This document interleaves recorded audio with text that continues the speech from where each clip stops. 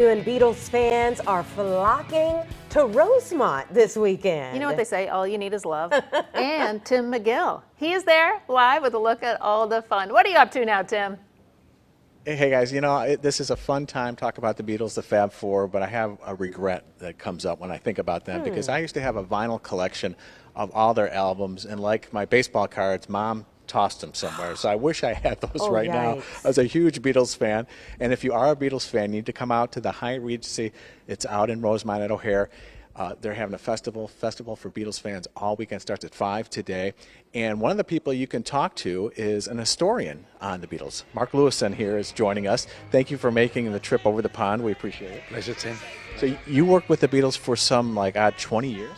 Yeah, I was kind of their go-to guy for archival releases and for research on TV projects and albums and things. So you're a historian, and when you tell people stories about the Beatles, anecdotes, is there anything that kind of stands out that people are kind of still surprised today that's true of that? For me, the takeaway is always that no matter how deep you dig on the Beatles, the story remains golden. Often with a subject, if you dig deeper and deeper and deeper, it gets more and more trivial and uninteresting. But with the Beatles, it stays amazing. And so my job is to basically find as many pieces as I can and assemble them. And when you see the whole picture assembled from all these pieces, it's ever more glorious and ever more interesting. So yeah, that's what I do. So one of the things I think is amazing is some of their Chicago connections here. Yeah. So they actually, one of their albums was produced here in Chicago? No, what happened was when they first got an American record label, it was an African-American label on the south side of Chicago called VJ. And they had the Beatles' first 2 American 45s. And that was a 5-year contract, which would have extended right deep into, like as far as Sgt. Pepper. Right. But there was an executive who squandered some money gambling, and they couldn't pay a bill, and the contract got cancelled. And about weeks later, the Beatles were the biggest thing ever, and VJ had them and let them go. Tragic story. That's a little bit of a bigger regret than my regret. That's for sure. And also another Chicago connection, sort of, is that when John Lennon, of course, made that controversial statement that they were bigger than Jesus, that didn't happen here, but there is a Chicago connection to that whole event, right? Yeah, what he actually said was we're more popular than Jesus now, and he was talking about in the UK how more kids were into the Beatles and pop music generally than going to church, which wasn't untrue at all. But it got kind of taken out of proportion, and when they came to the States anyway, they were beginning a tour in Chicago in August '66.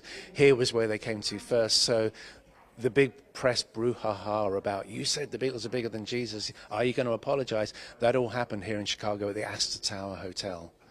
So you've got another project you're working on, you're telling me, that you've been working on for how many years? I'm in the middle of like a 30-year project, full-time, to research and write the ultimate Beatles history, a 3-volume history of the Beatles, yeah. Is there anything as a historian, you're watching documentaries, I'm sure you've come across things, and you say, oh, they're not getting this right. Is there anything that stands out that you would like to fix?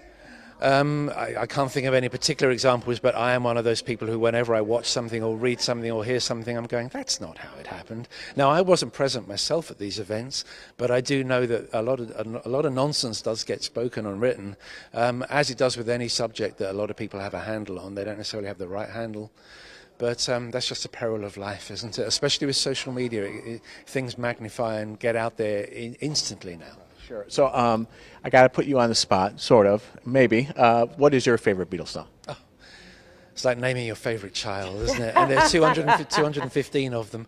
It changes every single day, but right now, standing right here talking to you, Tim, I'm going to say This Boy. Aha. Okay, wow. Yeah. Nice pick. Okay. And I do have a favorite child, but I won't tell you what it is. But yeah, so he's going to be here. Mark's going to be here this weekend, and you're going to be answering some questions. You got a couple of times you're scheduled to talk. Yeah, I'm doing some talks, I'm doing some signing, and I will talk to anybody and everybody. And you're a good talker. Thank you very much for joining us this morning. So that's happening this weekend at the Hyatt Regency O'Hare. You can still get tickets online. You can get them here at the door, too. It's running starting today at 5 all the way through this weekend. The Fest For Beatles Fans, guys. Back to you. Tim, I have to say, every time you go out on a special project, I'm like, Tim, don't let me down. And you never do. Oh, I see what you're doing there.